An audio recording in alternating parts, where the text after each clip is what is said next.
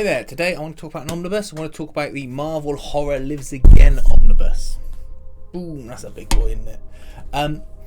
This is the second Marvel Horror omnibus. The first one went out of print, and is now going for exorbitant prices online if you want to get hold of it. So much in the way of increased value that I ain't going to do that. I'm sure they'll reprint it when they want to, particularly when Blade comes out maybe as well. This is a book that collects stories generally themed around Blade, Man-Thing, and you get some Tomb of Dracula in there as well. Oh, Satana as well. It's hard to sort of remember all of it because it's so bloody big. But look, we'll have a flip through. We'll have a look about the pricing and availability now at the time of making this video, because I have had this omnibus for a while. I just haven't got around to properly looking at it. I just nabbed it so it didn't go up in price and go out of print. But first of all, let's have a look at the flip. Alright, so we've got the Marvel Horror Lives Again omnibus. Got some nice art on the front, nice little spine with Dracula there holding someone, and then you've got all the main characters covered in the book on the back. Not too much with the liner pages or the dust cover, but you get a nice looking bit of art on the front again. This is just a repeat of what was on the actual cover, but it's still good. Now, inside you get a breakdown of the different characters and their stories, and then you get a page count with a proper page numbering system as well, so you can find what you want to read. I always find that really important with these books. It's nice to have numbered pages.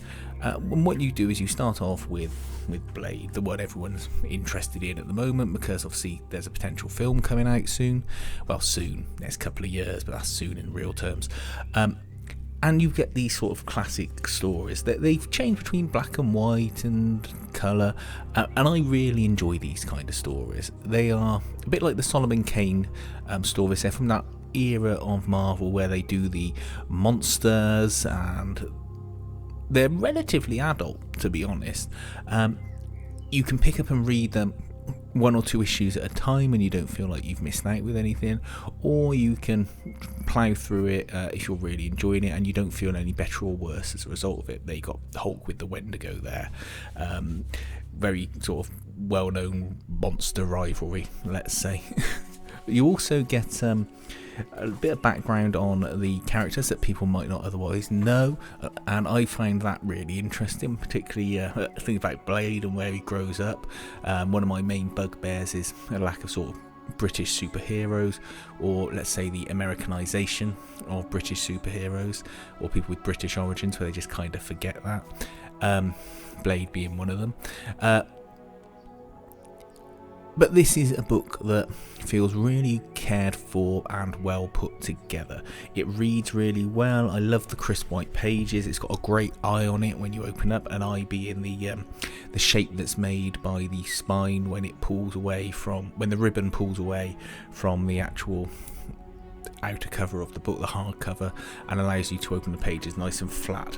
And with a big thick book like this, you can have what's called gutter loss, which is where the pages don't fully lie flat, and therefore you've got sort of the first few centimetres on the inside of the two pages where they join, essentially being lost because the book's too tight together. But this was a really easy read. I could sit in bed and I could read through the stories that I wanted to, without any real issue, whereas some books, they either fall apart because they're poorly bound, or they stay together and they read really well, and this is one of the latter.